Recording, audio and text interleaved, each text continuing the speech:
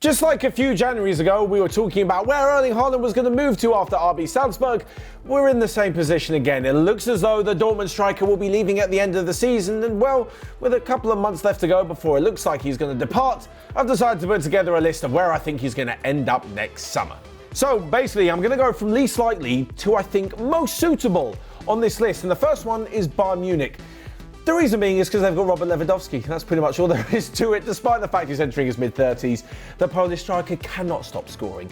He is one of, if not the best players in the world at the minute, and all the noises from Bayern Munich are that they would like Erling Haaland, and it's normally a thing they do, go and sign a player from a rival Bundesliga club, but they do not need him in the minute because Lewandowski is so good. The only way I could see Haaland joining Bayern Munich is if they can give him every single match up front, because Lewandowski's not there, but I don't see him leaving Bayern Munich in the first place.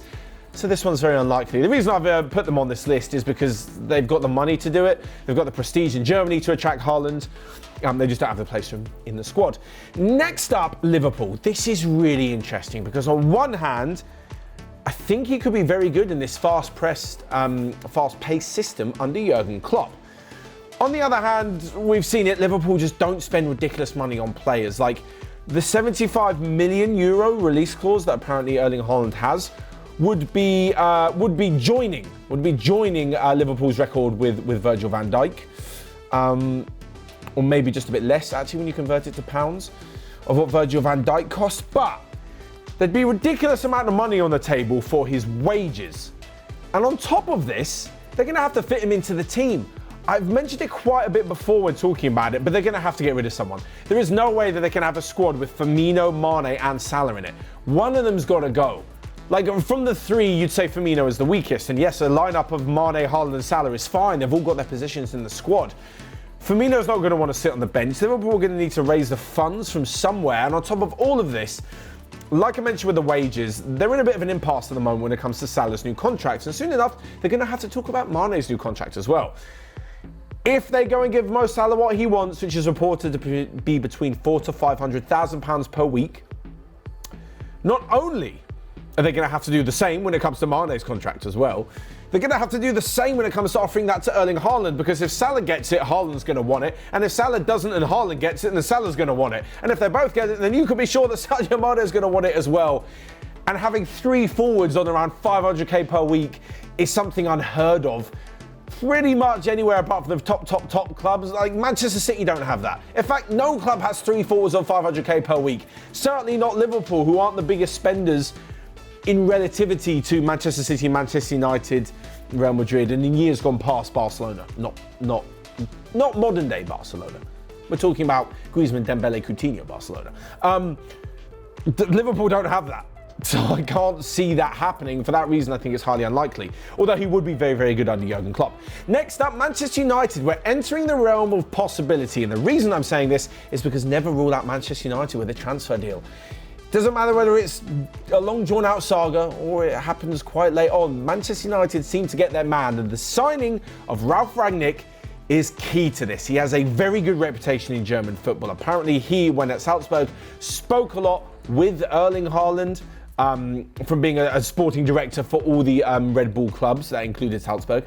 Was very keen to bring him to Leipzig. He obviously joined Dortmund instead.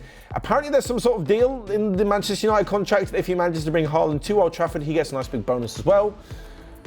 So does Haaland too. I'm not sure. The thing is, without Cristiano Ronaldo, let's say Ronaldo has one good season. At the end of the season, Ronaldo will be 37. Looks like Cavani is going to be leaving the club. Anthony Martial is probably going to be leaving in January. You got Rashford on the left, you got Greenwood, you got Sancho on the right. There is a spot for Haaland. There is a spot in this team for Erling Haaland.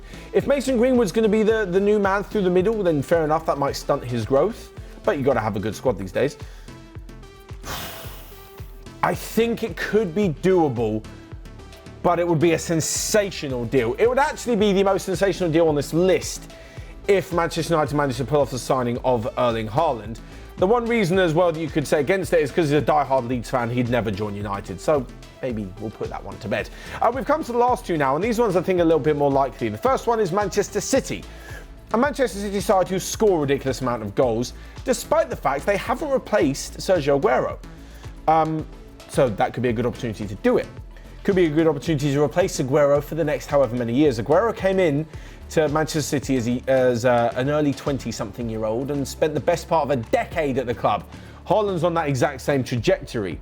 The money's absolutely fine for Manchester City in all three cases, in paying Dortmund and paying Mino Raiola, Erling Haaland's agent, and in paying Haaland's wages as well. The money's absolutely fine.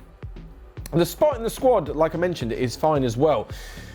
The one question I have about it is that Haaland is someone who thrives on space, is very energetic, likes to run in behind, use his body very well.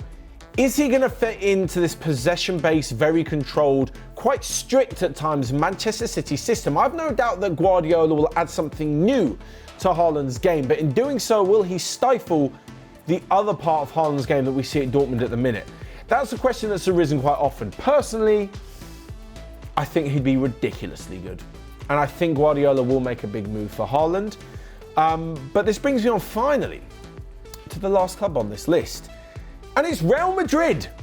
That's right, there could be a possibility that Real Madrid sign Mbappe and Haaland. It looks like, despite the fact they've drawn each other in the Champions League, Mbappe sooner or later will sit down at the table with Florentino Perez, or his management team will, and they will sign on the dotted line. Mbappe will move to Real Madrid on a free transfer. So, a lot of money is going to have to go on wages for Mbappe because there's no transfer fee. But that means that their transfer fee, if they sell a few and raise a bit of money, they could spend that money on Erling Haaland. And technically, you've got both for 75 million euros.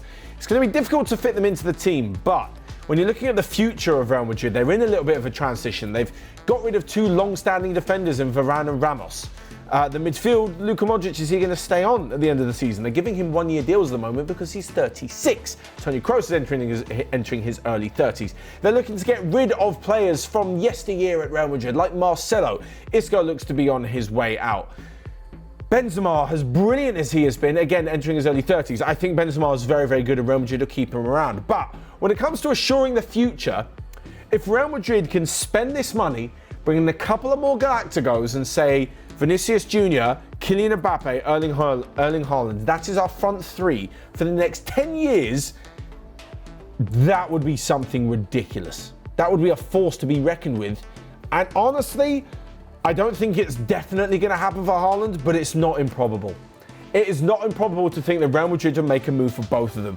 I think them or Manchester City are most likely, but if Real Madrid come calling, he might find it very difficult to turn down. Real Madrid will pay the wages as well. They'll get a couple of expensive players off the wage bill, and they'll find enough money to pay wages. They've done it before. Gareth Bale, oh my God, I forgot about him.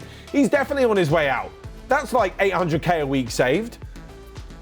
I seem to be talking myself into it. Anyway, there is where I think Erling Haaland may end up at the end of next season. It looks as though he's leaving Dortmund. But you guys let me know in the comment section down below where you think he will end up playing after Dortmund. So yeah, smash that like button. Thank you so much for watching, and until next time, I will see you guys later.